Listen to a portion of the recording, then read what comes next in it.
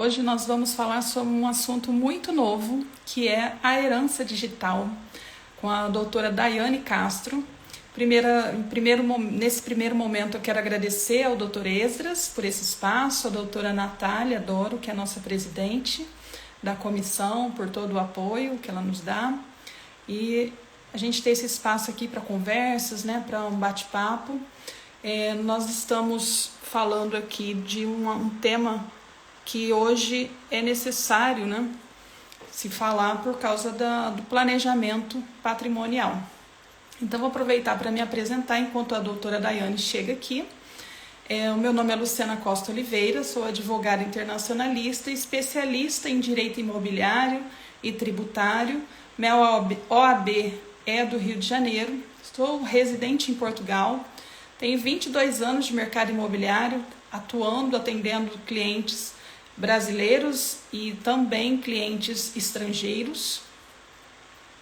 A doutora Daiane já chegou por aqui. Deixa eu aceitá-la.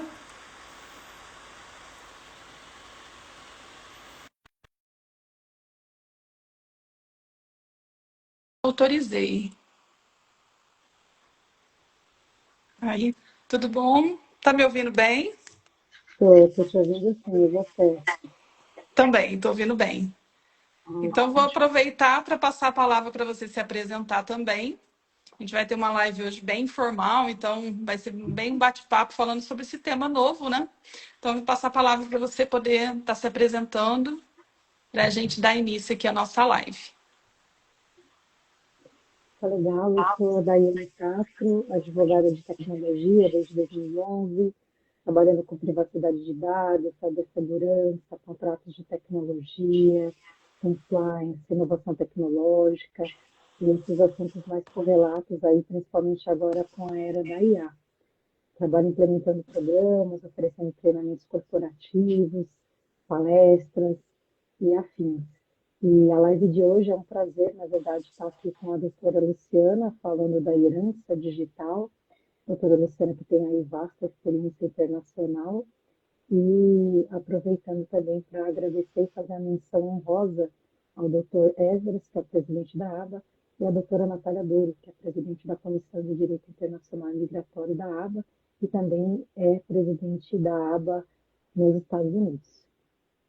É verdade, eles dão muito apoio para a gente. Esse espaço aqui é muito bacana, porque além de a gente ter essa troca entre os colegas que participam da comissão, também a gente leva informações para o público de forma gratuita, né? Então, isso é muito bacana. Então, eu quero começar com uma pergunta aqui para os telespectadores. Aqui tem a Adri Alves, algumas pessoas aqui que estão chegando. Então, eu queria perguntar para vocês. Existe uma pergunta que eu gostaria que vocês respondessem aí, quem que estiver assistindo, mentalmente. Se hoje fosse o último dia da sua vida, quem conseguiria acessar tudo aquilo que você construiu? Então, não é apenas a gente falar somente de patrimônio, né, de uma casa ou de um carro, né?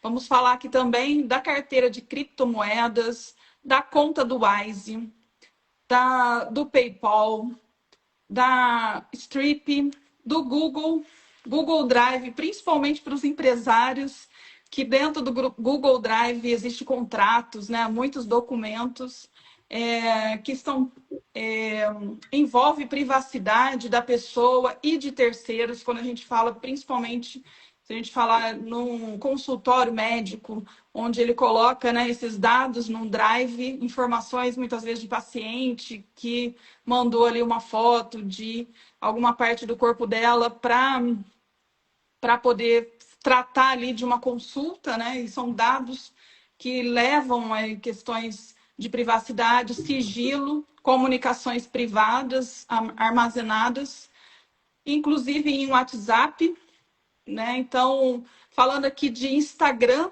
né? Quem são as pessoas? Hoje todo mundo tem Instagram e existe também Instagrams que são contas tanto de Instagram e Facebook que são monetizadas, né? Tem até o exemplo da Marília Mendonça, que a conta dela Depois, então, que ela faleceu, tem milhões de seguidores e tem um valor monetário. A conta da OpenAI, investimentos no exterior, receitas do e-commerce, né, que também geram aí receitas, algumas empresas têm empresas digitais.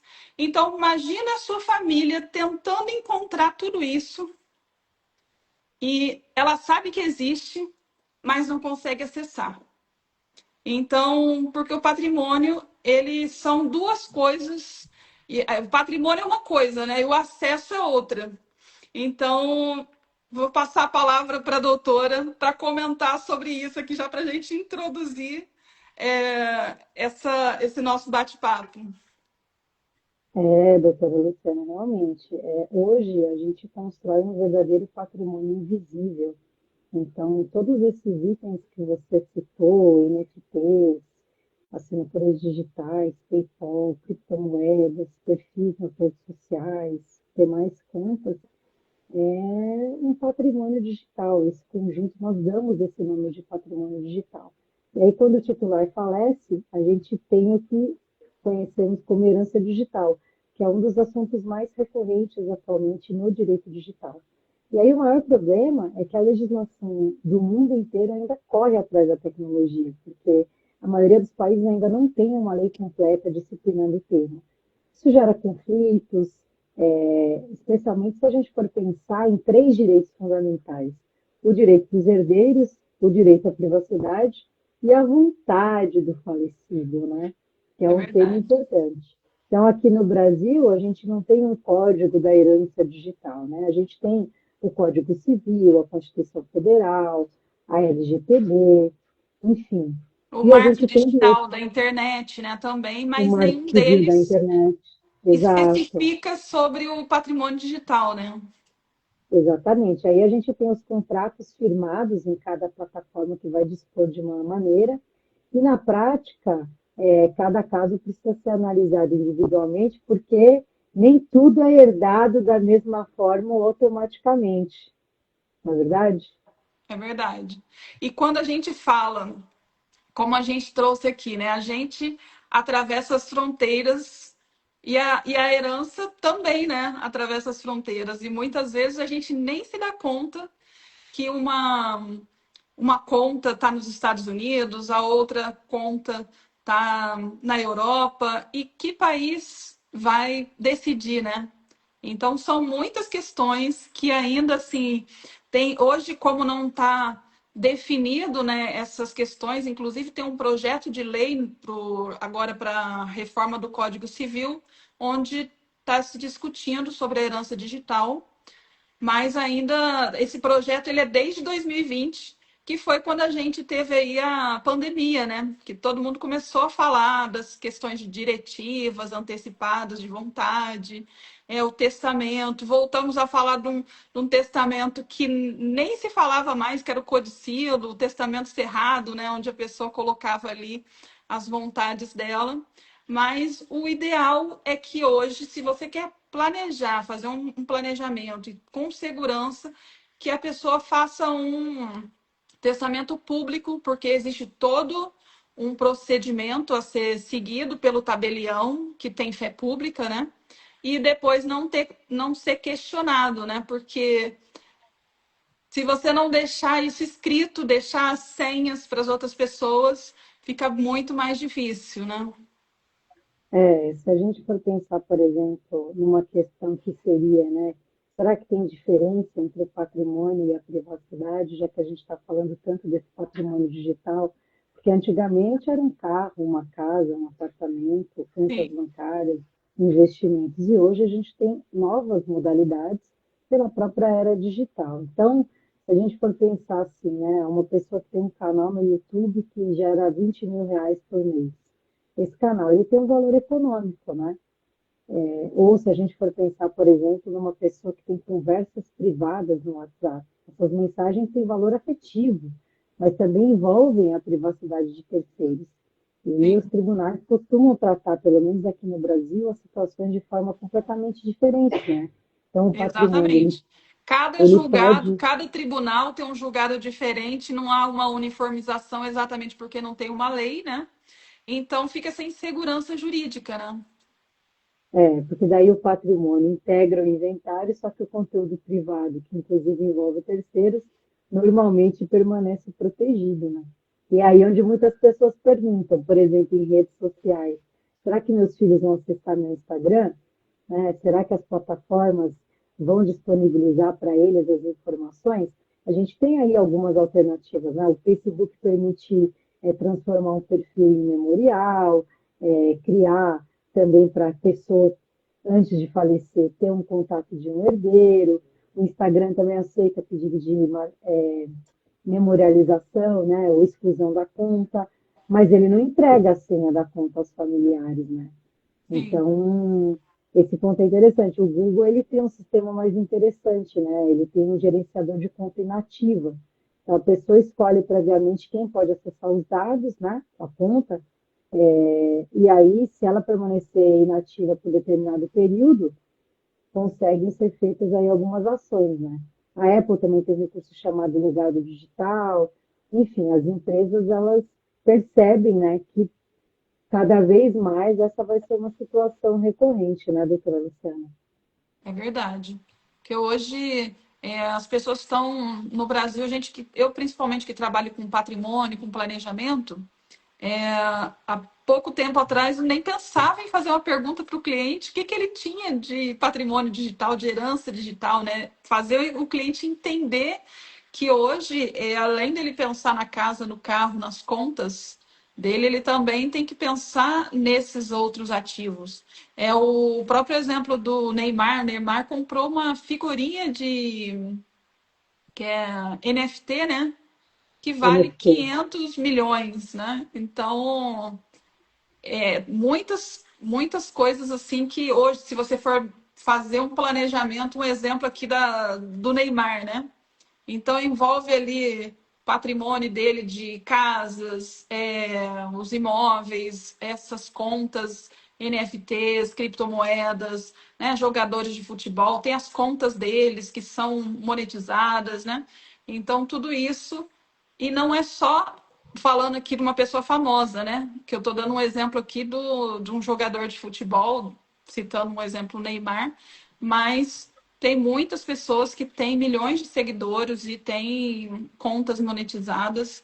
Então, é importante separar, né? Porque na herança digital existe a separação do patrimônio ali físico e também do híbrido, o que é monetizado e que não é.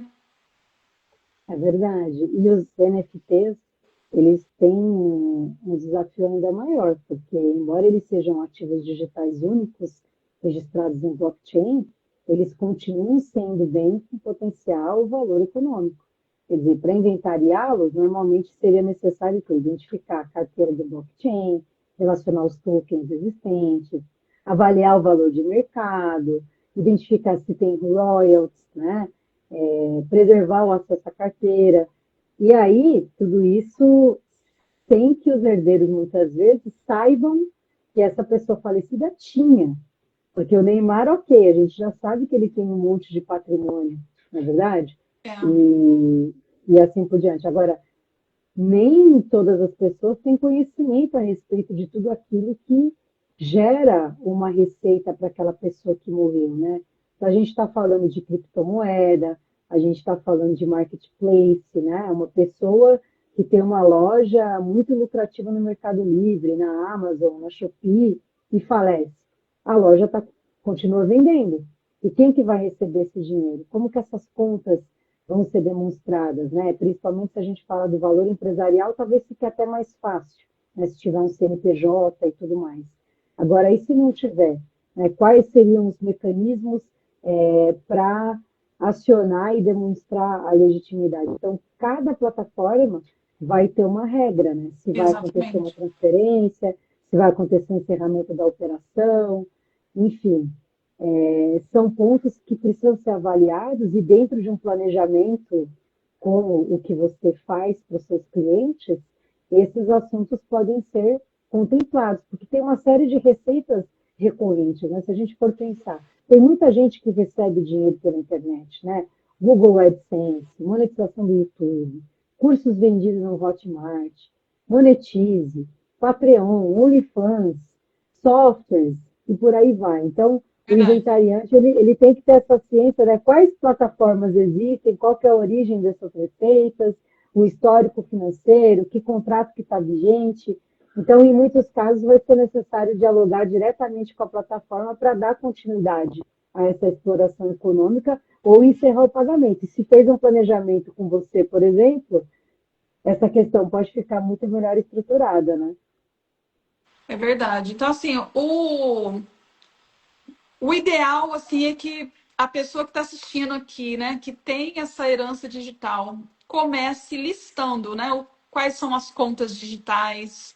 Eu tenho até um caderninho aqui em casa que eu coloco as minhas senhas. É importante desses tipos de herança, né? Já fazer ali um testamento público, que é mais recomendável, das contas digitais, investimentos internacionais, criptomoedas, marketplace, tudo que a gente falou aqui, domínios, propriedade intelectual, Dropbox, iCloud, ChatGPT, porque também tem a questão de prompts, né, que a pessoa criou ali, IA Biblioteca, treinada. Oi? a biblioteca de prompts. É. E esses canais monetizados, né? Então, o patrimônio ele cabe menos em um cofre e é muito mais em servidores espalhados pelo mundo. Então, doutora Daiane, na prática, as pessoas já entendem que esses dados possuem valor patrimonial, doutora que atua assim no dia a dia, como é que é quando a doutora vai conversar assim com seus clientes e falar sobre essas questões? Não é um serviço que eu vendo diretamente, mas a consultoria voltada para o direito digital sempre vem clientes com algumas questões. Alguns têm já essa consciência, né? Porque a gente, por exemplo, se falar de PayPal, de Wise, a gente tem Nomad, a gente tem contas que são globais, né? E em Sim, diferentes moedas. E aí cada instituição ela tem um procedimento próprio para comunicar o óbito, são exigidos, né? Certidão de óbito, documentos dos herdeiros, o inventário realizado, seja judicial ou extrajudicial, um alvará, para comprovar essa legitimidade, né? Para que depois disso os recursos eles sejam efetivamente transferidos, passados aos herdeiros. A gente pode lembrar até aqui, que eu não citei, né, mas a gente pode pensar dos ativos de jogos, né? Muitos pais sequer imaginam. Hoje a gente tem o ECA digital, hoje a gente tem a Agência Nacional de Proteção de Dados falando da verificação, aferição da idade das crianças e adolescentes para as plataformas digitais, existem regras específicas, mas se a gente for pensar, tem contas em jogos eletrônicos avaliadas em milhares de dólares, né? Itens raros, personagens, moedas virtuais, skins, terrenos em metaversos. é Então, verdade. Na pandemia, a gente estava falando, né, dos terrenos em metaverso, porque hoje isso cresceu muito. A gente tem aqui a doutora Natália, nossa presidente, está aqui comentando que ela nem sabe quantas contas ela tem, porque a gente vai criando contas tanto de e-mail, contas também digitais, né, contas é, físicas, digitais. Então, são muitas coisas. A doutora Cleidinéia também colocou aqui. Não faço ideia também, nem tinha pensado nisso ainda. Então, mais uma coisa, doutora Cleide, para pensar. É, exato. são E aí, coisas que assim, é muito recente, né? As pessoas ainda, a população no geral, não começou ainda a pensar nisso. E esse tema é um tema novo, ainda está em discussão, com questões, principalmente das legislações, né? Que ainda não consegue exatamente. proteger. Aqui na Europa, a gente tem a GDPR, que já trata um pouco da questão da herança digital. Mas ainda é um tema que o mundo não tem uma legislação totalmente definida, né? A LGPR, a LGPD, ela foi baseada, quase que um copia e cola da lei aqui da Europa, né, de proteção de dados. Então, É, muitas vezes acaba que o advogado ele usa como exemplo a GDPR, né? exato. E aí, assim, cada ativo tem que ser avaliado individualmente e nem todo ativo digital, item virtual, vai ser transmitido automaticamente aos herdeiros. Então, por exemplo, a doutora Natália, que está nos Estados Unidos, né? Estados Unidos tem legislações específicas, né? Tem o Revised Uniform Fiduciary Access to Digital Assets Act, que regula basicamente o acesso de fiduciários, então, incluindo inventariantes, testamenteiros, aos ativos digitais, né? Respeitando a vontade manifestada pelo titular, o contrato com os provedores e assim por diante. E aí, na União Europeia, né, a abordagem ela combina essas regras sucessórias de cada país com a proteção do GDPR e, embora o GDPR deixe, né, de se aplicar aos dados de pessoas falecidas, né, que aí já sai da condição de titular de dados, diversos países adotaram normas nacionais para disciplinar o tema. Então, a gente tem na Alemanha, a gente tem na França, a gente tem situações em que, por exemplo, na França, se a pessoa deixar instruções antecipadas sobre o destino dos dados após a morte, e isso vai fortalecer aquela autonomia, aquela vontade, né, da pessoa falecida, e aquilo pode ser concretizado.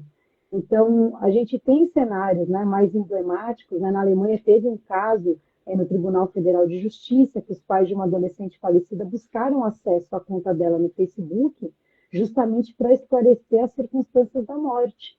Infelizmente, na atualidade, a gente vê muitos adolescentes passando por situações de depressão, de outras comorbidades mentais e praticando atos que muitas vezes acabam com a própria vida e com a vida dos familiares, né? Então, se a gente for pegar esse caso, por exemplo, a Corte reconheceu que, em regra, né, o contrato da conta digital ele pode ser transmitido, transferido aos herdeiros, né? Mas tem essas peculiaridades, né? Então, a gente está falando aí de uma Aí, nesse caso, possibilidade foi de um diário. judicialmente, né? Foi uma permissão obtida judicialmente. Judicialmente, exato. E aí, assim, quando a gente pensa no judicial, já é a última possibilidade, a última instância. Mas quando a gente pensa no planejamento, que é exatamente o foco aqui que a gente pode falar, não existe só um planejamento tributário, também no planejamento sucessório é possível fazer para incluir esses aspectos, né? Dos ativos digitais, das plataformas utilizadas, indicação das criptomoedas, organização segura dessas chaves privadas, porque sem elas fica impossível, né? O acesso, fica muito dificultado o acesso, a relação dessas carteiras digitais que a pessoa tem, o registro das fontes de receita que ela É, se possui, ela não listar, fica muito difícil da família ter conhecimento, né? Porque hoje é muita coisa. as Eu estava redes sociais imaginando que ela aqui. tem, Oi?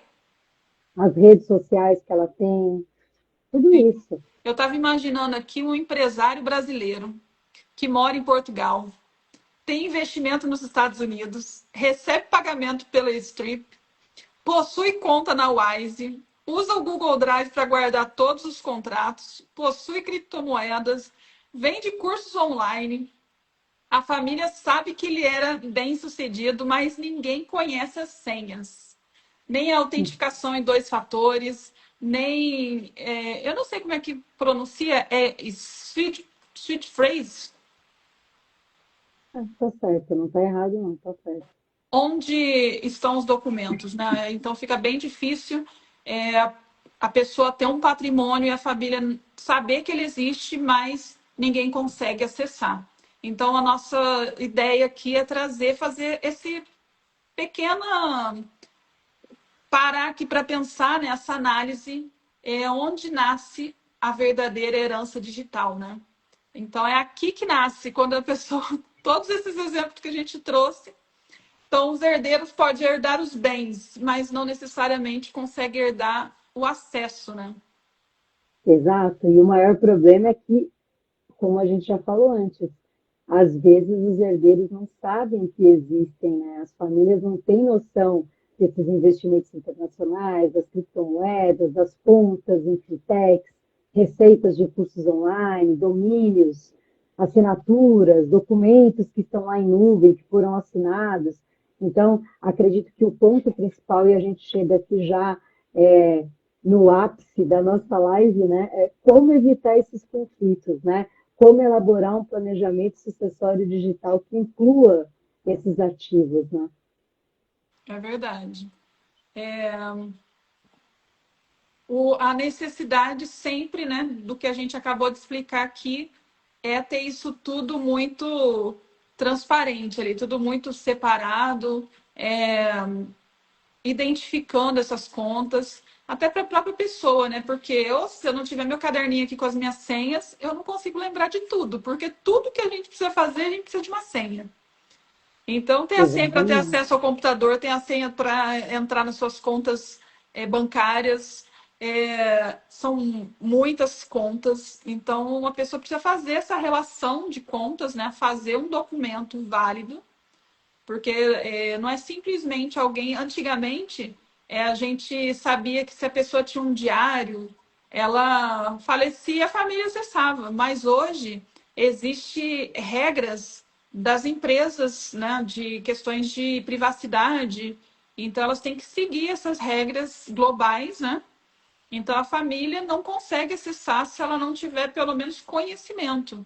Então a dica assim, que eu trago aqui é de fazer esse planejamento e fazer um testamento público.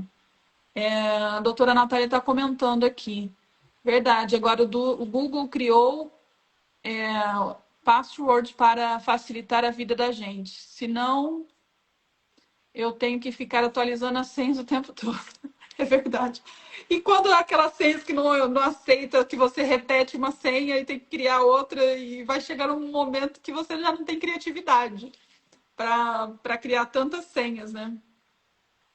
Isso é importante por uma questão de segurança, né? E a gente sempre tem um conflito, ou quase sempre a gente tem um conflito entre a usabilidade e a segurança, mas a segurança é muito importante, né? Então, quando a gente fala, né, de como eles devem proceder, a gente também tem ali, bom, precisa de uma certidão de óbito, precisa saber quais são os ativos que existem, tem um planejamento digital, foi previsto, quais são as plataformas envolvidas, né? Solicitar administrativamente a exclusão, a memorialização, o acesso permitido, né? E caso haja, né, uma negativa, que isso pode acontecer porque cada plataforma dispõe de uma forma, né?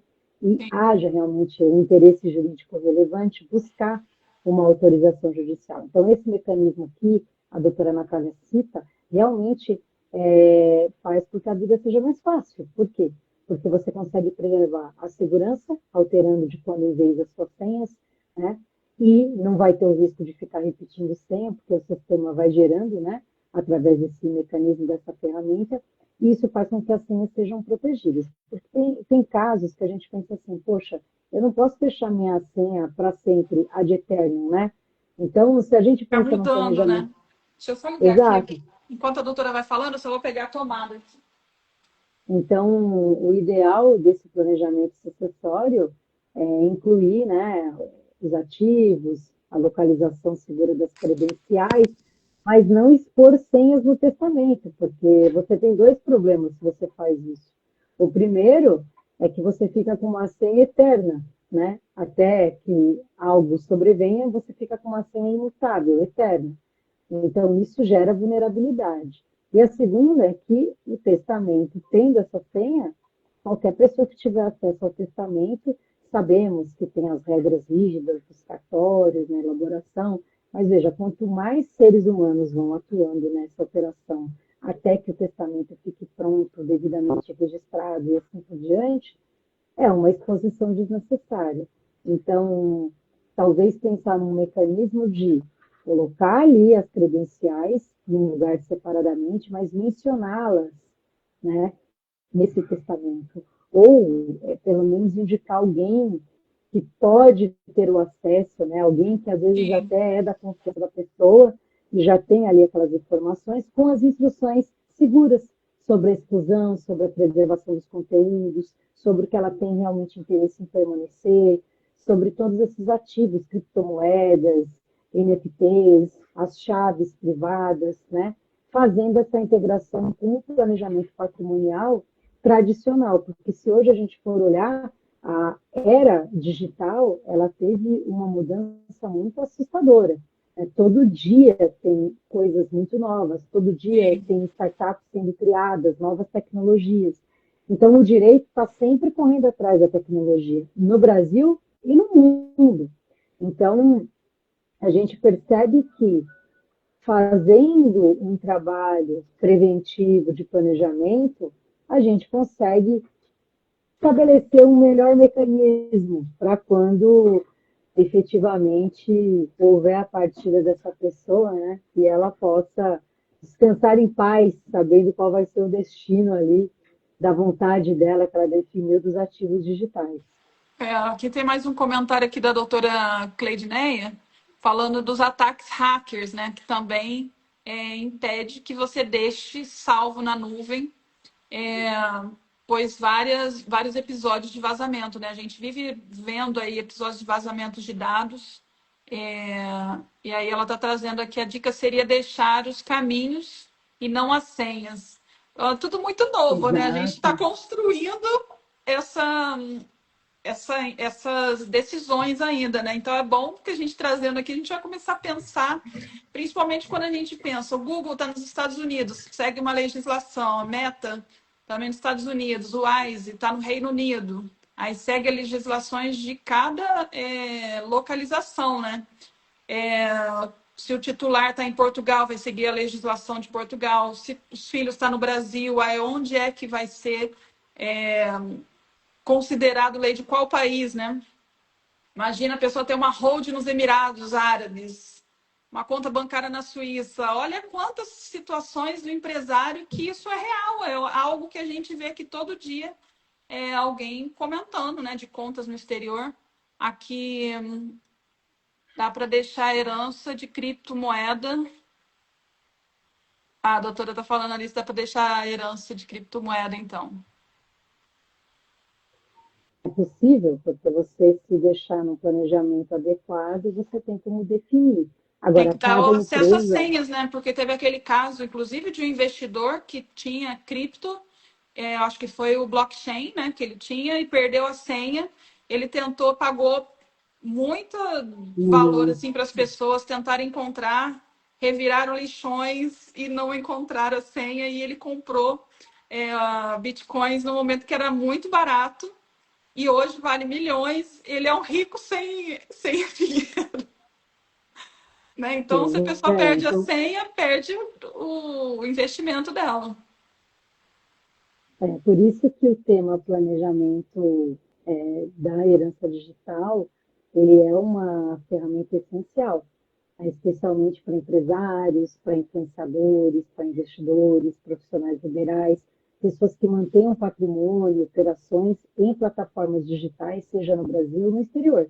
Então, é um tema em rápida evolução. O Né? pessoal Cada está dia falando que que passa, travou. Me travou, pediu para repetir. o que eu falei ou o que Travou a você falou? internet. Em que momento? Pode comentar aqui, doutora Natália, em que momento que travou?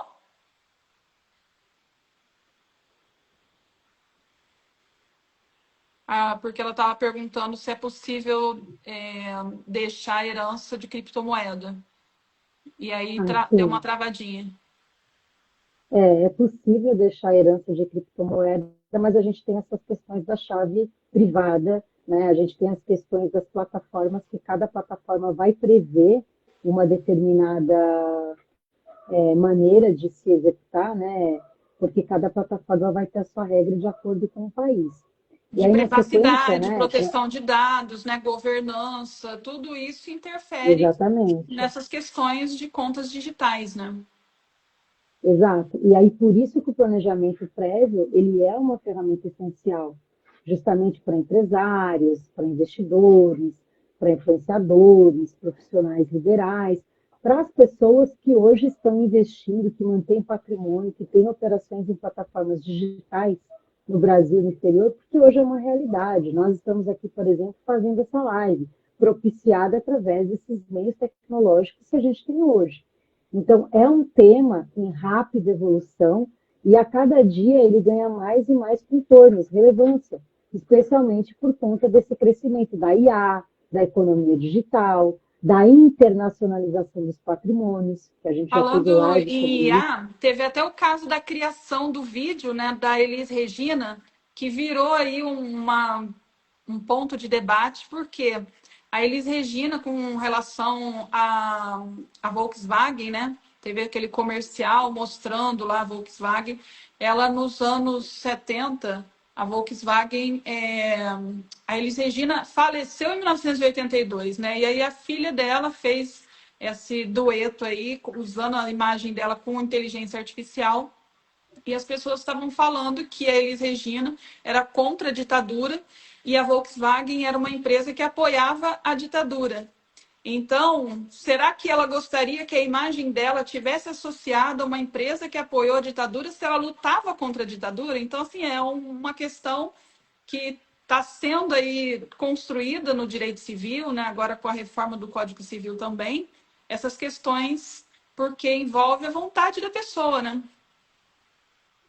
Exatamente, envolve a vontade da pessoa e, claro, naquela época não se tinha uma projeção do quanto hoje estaria a Não evoluída, IA, a né? tecnologia tão evoluída. Então, novos contornos. Ou seja, o direito tradicional, ele é uma base sobre a qual nós precisamos extrair aquilo que se aplica para hoje, para a atualidade, porque nós temos os instrumentos jurídicos, Código Civil, Constituição Federal e assim por diante, mas nós enfrentamos uma outra realidade. Então, não dá, você tem que trazer e atualizar, não dá para ficar ali naquele capítulo, porque senão não consegue responder a essas atualidades que a gente vem enfrentando, né? A E respeito de hoje é o inteligência grande desafio, artificial. né?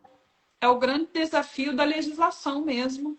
Aí essa ausência de regras específicas e claras, né, no Código Civil e essas legislações que ainda não deixa isso tão específico para que as pessoas saibam o que fazer e para evitar essa insegurança jurídica e depender aí da questão dos tribunais, né? Então, o melhor é já tentar se prevenir, fazer esse planejamento, já deixar ali essas coisas organizadas para que seus familiares não percam também, né, essa herança digital, porque sem essas informações, elas não têm nem como comprovar que existem, se não tiver conhecimento, pelo menos nomear alguém, né, como a doutora falou. E aí, assim, só voltando também um pouco mais nessa questão da doutora Natália sobre as criptomoedas, é um desafio jurídico da atualidade, porque, ao contrário dos bancos tradicionais, o blockchain ele não tem gerente, né? Ele não tem uma central de atendimento e não tem uma segunda via da senha. Por isso, esse caso que você citou da pessoa que é rica, mas não tem acesso ao dinheiro. Então, quem perde a chave privada praticamente perde o patrimônio. Ou seja, o inventário, ele contemplando uma criptomoeda, um conjunto de criptomoedas, ele exige um cuidado enorme. Né? Então, quer dizer, primeiro tem que saber, né, da existência desses ativos, levantar o que a pessoa tinha, né, quais exchanges a pessoa possuía contas, né, como mercado Bitcoin, Coinbase, Kraken, né, e em seguida ela tem que verificar os extratos, as notas fiscais, declaração de imposto de renda, histórico de movimentações. O grande desafio, né, quando aparecem as carteiras privadas, é exatamente trazer a informação da chave privada, quer dizer, porque a gente está falando de carteiras que são autocustodiadas. Né? Então, sem a chave privada, o ativo pode se tornar irrecuperável. Por isso que muitos especialistas recomendam que essas informações façam parte do planejamento sucessório. Né? Nunca diretamente no testamento, né, por questão de segurança, mas em documentos protegidos, né, em cópias digitais, para que a pessoa tenha aí essa informação Proteção. garantida, né, para que possa passar o outro. A doutora Natália está perguntando aqui se a solução é fazer por meio de corretora. É uma grande possibilidade, né? Principalmente que a gente sabe que nos Estados Unidos muitos assuntos funcionam através de seguros. Então, uma corretora é uma possibilidade muito inteligente, inclusive. E com relação à inteligência artificial, quem é o dono dos prompts, dos agentes, dos treinamentos, dos modelos personalizados? Quem poderá utilizar futuramente? Isso entra na sucessão? Essa é uma pergunta bastante desafiadora, porque hoje a gente tem uma série de IAs rodando, vários agentes sendo criados, a nossa voz sendo capturada, os nossos dados, muitas vezes, como a voz é um dado sensível, está, né, sendo imputado, inserido, e Inclusive a hoje a questão gente da tem, música, né? A música teve aí música criada pela inteligência artificial com a voz do Renato Russo, com a voz de pessoas falecidas, né? E coisas que a gente não imaginava há um tempo atrás, né? então, e aí o que que acontece? A gente tem várias situações que hoje existe uma política de uso da IA, existe uma política de privacidade daquela determinada plataforma e assim por diante. Esperamos que estejam sendo feitos os usos de acordo com a finalidade, a ética, porque hoje uma das grandes discussões é o uso ético da inteligência artificial. Quer dizer, onde que vão parar os nossos dados? Será que esses dados estão sendo alimentados? De que maneira? Né?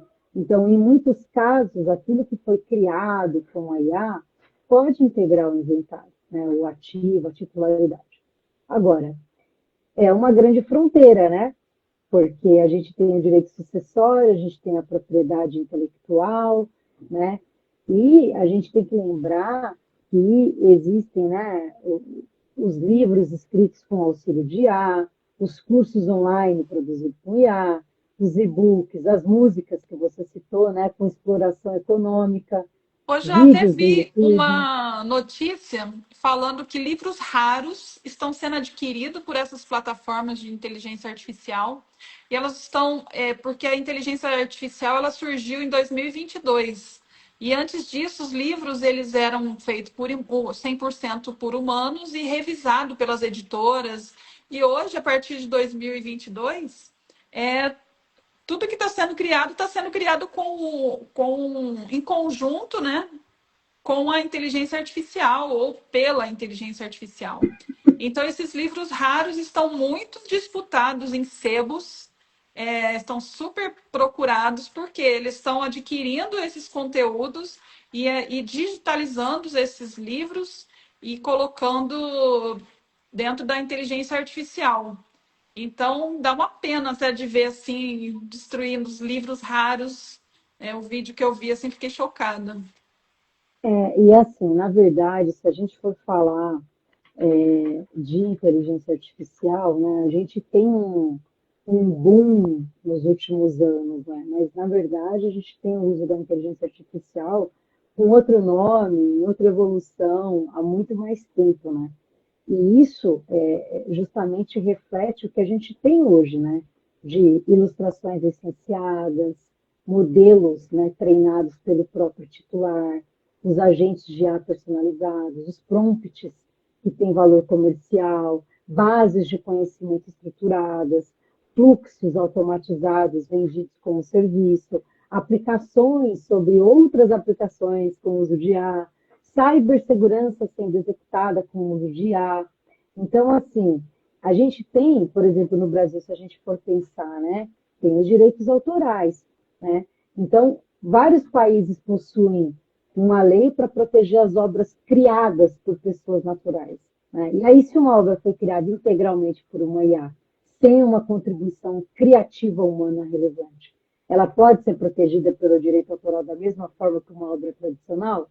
Ou será que até para ela criar isso foi justamente analisando as bases de dados com outros dados que foram fornecidos e teve a contribuição humana. Né? Então, quando a IA ela funciona como uma ferramenta e tem ali uma contribuição intelectual significativa do usuário para escrever, para revisar, na concepção, na direção, enfim, na seleção, na edição, na curadoria, que hoje é muito importante a curadoria, tem muita gente imputando muita informação na IA e entrega tudo aquilo que a IA apresenta de resultado e muitas vezes esquece que precisa ser feita uma curadoria. Por quê? Porque é a pessoa especialista que vai olhar aquele relatório, aquele texto, aquele documento que foi produzido para realmente fazer os ajustes necessários, né? Mas é uma pergunta Eu que vai aqui ficando no, cada vez mais, né? Eu aqui no mestrado, inclusive, tive que fazer uma declaração que a gente tem que informar se em algum momento da pesquisa a gente teve o uso de inteligência artificial. É claro que a gente usa, né? Em algum momento, sempre utiliza. Então é importante informar a universidade que houve o uso ali de inteligência artificial, porque para ter esse diferencial, né, do que foi totalmente produzido por humano e o que foi feito com o uso ali e o acompanhamento também da inteligência artificial. Sim. E aí, quando a gente pensa na monetização, porque no final das contas a gente quer pensar no quê, né? Como valorar os ativos, né? A doutora Claudineia traz esse ponto aí com muita propriedade, né? E tem várias formas, né, para a gente poder explorar, né, para a gente monetizar, né, licenciamento, cessão, exploração direta. Na verdade, a pergunta da doutora Claudineia está relacionada com o conteúdo de uma forma geral, né, de todos esses ativos digitais que a gente tem. Então, é sempre algo que a gente hoje está enfrentando, né, pela própria era digital, né? Quer dizer, como é que você vai mensurar isso? Tem uma série de itens que devem compor para que você possa valorar, porque isso também flutua, né? É de acordo com o mercado, né? Como você disse, o Bitcoin, quando a pessoa adquiriu, foi muito barato. Hoje está lá em cima o preço. É Né? verdade. Então, isso flutua também, né? Isso flutua bastante. É importante pensar, né, que quase ninguém faz hoje. O problema, ele não começa na sucessão, né? Ele começa anos antes, na ausência do planejamento. Então, é importante ter esse inventário digital, uma organização documental, um planejamento sucessório, um testamento, se for o caso, protocolo de acesso, governança familiar, ativos internacionais, estrutura patrimonial, compliance, né? São tantas observações que precisam ser feitas. A gente está com bastante participação aqui do público. A doutora Natália que também está comentando que ela gostou muito, tá amando a nossa live. A gente já está chegando aqui 1 hora daqui a pouco, né? De live. Era para a gente fazer 30 minutos, 40 minutos. E que bom, né? Que está gerando essa interação aqui. Aqui também a doutora Cleide está falando que é um tema atual e necessário. Está parabenizando pela live. Então, doutora, eu vou passar a palavra para a doutora para trazer mais alguma informação aqui para a gente nesses minutos finais, aqui para a gente caminhar para o final da live, para não ficar muito extensa. A doutora gostaria de trazer mais alguma informação aqui que a gente ainda não falou? Olha, eu acredito que a gente conseguiu abordar muitos temas, né? Mas eu, aproveitando até essa pergunta da mensuração, né, eu acho que o principal critério é a gente pensar ativo financeiro, fazer saldo, cotação, liquidez, propriedade intelectual, royalties, licenciamento. E aí me veio uma questão aqui, né? Imagine que um advogado desenvolveu, ao longo dos 5 anos dele de trabalho, uma biblioteca de prompts, né? Altamente especializados em direito civil, em direito migratório, em direito da privacidade de dados e assim por diante. Será que ele poderia ter uma exploração e se ele vem a faltar, né? Será que os herdeiros dele conseguem colocar isso? Então, Eu estou pensando nessa vivendo live que a isso gente... com os colegas aqui de direito tributário e contadores, que a gente tem um grupo de estudos, e eles estão desenvolvendo uma inteligência artificial, eles estão criando os prompts para poder atender os empresários, né? E fazendo várias planilhas para esse planejamento patrimonial. Então, esses prompts são valiosíssimos, porque eles estão conseguindo um grupo assim muito bom de advogados e contadores que estão fazendo sucesso. Eles vão até fazer uma apresentação para a gente. Depois eu vou até fazer uma live de novo para a gente poder trazer essas novidades do que eles estão trazendo, porque com a reforma tributária são muitas informações novas também agora. E é importante essa questão aí do uso, né, da inteligência artificial no dia a dia das IAs, para poder ajudar a facilitar esse trabalho e reduzir o tempo, né? Uma coisa que um colega de trabalho falou para ele fazer um relatório, um planejamento, ele demorava 2 dias, 3 dias para gerar ali um documento. E agora com a inteligência artificial, tendo os comandos certos, ele demora 2 minutos para fazer isso. Então, assim, é um ganho muito bom, desde que a pessoa conduza, né, a inteligência artificial e com as informações que ela tem o conhecimento, porque a inteligência artificial também ela delira, né? Então tem que ter esse Uhum. cuidado e tem que ser um profissional ali que entenda realmente tudo que ele está colocando ali para ele não poder correr esse risco de ter uma informação ali nesse momento de delírio da IA.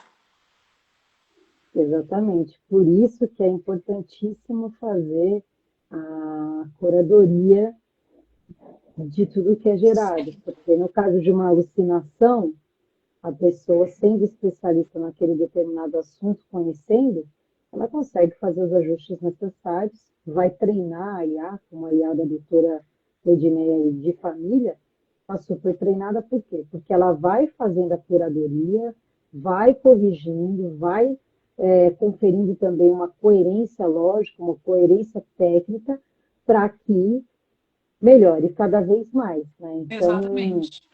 a gente está falando aí de diversos pontos que fazem parte, né, de uma titularidade que ela está criando, treinando do jeito dela, colocando as informações, legislações, petições, enfim, pedidos que podem ser feitos e assim por diante, fazendo toda essa construção. Porque depois a gente pode pensar, né, num ativo digital que vai gerar uma renda, né? Ela pode calcular um valor, né, com base nos critérios de mercado, para poder pensar numa receita. Quer dizer, esses prompts podem gerar, eventualmente, até uma IA de família, ela criar uma startup especializada em assuntos recorrentes que podem acontecer ali. E essa própria IA também vai passando pelas melhorias. E isso pode trazer receitas, porque hoje a gente tem uma economia distribuída principalmente pelos fluxos digitais. Né? Então, isso gera receita, ou seja, pode trazer ganhos, pode trazer clientes que podem ser as pessoas físicas interessadas nos serviços, outros advogados que estejam advogando, que precisem de praticidade, de uma plataforma segura, que vá colocar decisões corretas, né? E isso vai trazer para ele também ganho de tempo, ganho de qualidade, ele vai aumentar a quantidade de clientes que ele atende, enfim, outras plataformas que podem estar conectadas para que isso se desenvolva. Então, a gente tem um cenário muito favorável, a gente vive uma era que muitas ideias aqui fluem e muitas dessas ideias viram startups, viram empresas. Eu trabalhando ao longo da minha jornada, tem algumas pessoas que a gente acaba interagindo, né, trabalhos que a gente faz, e a gente vê o quanto algumas ideias podem gerar um potencial econômico, fazendo uma entrega que vai gerar valor para quem recebe e dentro dos critérios de compliance, de risco jurídico, de risco da plataforma, de risco tecnológico, de risco regulatório, enfim, e fazendo esse mapeamento, incrementando nas plataformas tudo que precisa, né, para que ela possa rodar, mas já numa versão que ela consegue criar realmente algo que seja de valor. Hoje a gente tem algumas plataformas de IA, por exemplo, no direito, que têm feito muita contribuição. mas sempre passando pelos cenários, né? Você tem que ter ali qual que é o cenário Revisão, né? A conservador revisão e a humana. revisão. Exatamente. E, quer dizer, você parte do cenário conservador para algo inovador, mas sempre fazendo ali aquela revisão, né? Porque é isso que vai fazer ficar qualitativo, né? Ganhar para o seu negócio, ganhar para o negócio de quem está interessado no seu negócio, e aí você vai gerando valor em cadeia num ecossistema de economia digital. Ó, vou ler aqui os comentários finais para a gente estar encerrando aqui a nossa live, porque senão pode correr o risco do Instagram derrubá-la. Então, Encerrar para a gente. aqui a doutora Cleide falou que ela já está anotando as ideias, que ela gostou aqui bastante, e que aí há um reflexo de quem utiliza, né, na opinião dela. Então, a doutora aqui, Natália, também está gostando das ideias, já o pessoal já está anotando. A doutora Daiane também, Daiane Silva, também está comentando que adorou aqui a live. E obrigada a todos aqui pela participação. Acho que nós trouxemos bastante pontos, não dá para aprofundar por causa do tempo, né? Mas acho que a gente conseguiu assim colocar na ideia das pessoas, pelo menos pensar nas questões da herança digital, que muitas vezes as pessoas não paravam para pensar que faz parte do nosso dia a dia, mas que muitas vezes a gente, com a correria do dia a dia, não consegue parar para pensar nisso, né? Então, eu vou passar para a doutora a palavra final aqui para a gente encerrar, tá bom? Nós agradecemos a presença de todos e que possam ter outras lives aí para a gente dar andamento nesses assuntos e em outros, né? Temos aqui na nossa comissão profissionais de alto peso, né? Doutora Daiane Silva, trabalhando com revalidação de diplomas, doutora Natália Douro também atuante, profunda na parte de direito migratório, com mestrado, a doutora Luciana também aí no planejamento sucessório, também fazendo mestrado em Portugal, doutor William, que também entende muito da parte de direito migratório de diversos Imigratório. países, América do Norte, América do Sul, doutora Cleidineia, tratando aí né, do direito de família internacional, das questões das pessoas especiais, das crianças especiais. Então, tudo isso é grandioso e a gente só tem a ganhar aqui nessa comissão, presidida pela doutora Natália, a quem faço aí meus cumprimentos, admiro muito o trabalho. Muito obrigada, pessoal. Muito obrigada a todos. Uma ótima semana. Vou encerrar aqui a live para a gente conseguir salvar e deixar aqui disponível para quem não conseguiu assistir ao vivo, poder assistir depois a gravação. Muito obrigada. Muito obrigada, doutora Daiane. Obrigada, Luciana. Tchau, tchau. Boa noite a Tchau, tchau. todos.